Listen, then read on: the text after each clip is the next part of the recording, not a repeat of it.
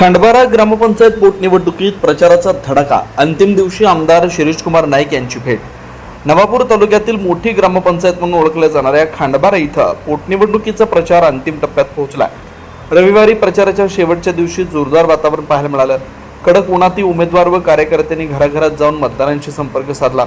यावेळी नवापूर विधानसभा मतदारसंघाचे आमदार शिरीषकुमार नाईक यांनी दुपारी 3 वाजता खंडबारा गावात व्यापाऱ्यांची प्रत्यक्ष भेट घेऊन संवाद साधला। या संवादादरम्यान त्यांनी गावातील विविध समस्या जाणून घेतल्या व त्या सोडवण्यासाठी प्रयत्नशील राहण्याचं आश्वासन दिलं।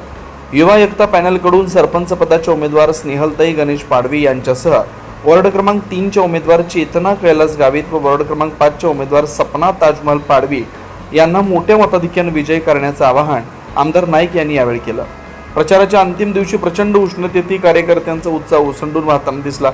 यावेळी युवा एकता पॅनलचे गटनेते योगेश भगवान चौधरी, गाव विकास आघाडीचे गटनेते योगेश चौधरी, जगदीश चौधरी, कैलास गावित, परिवर्तन पॅनलचे गटनेते नयन जयस्वाल, अनुपम ठाकूर, वैजनाथ वळवी यांच्यासह अनेक पदाधिकारी व कार्यकर्ते मोठ्या संख्येने उपस्थित होते।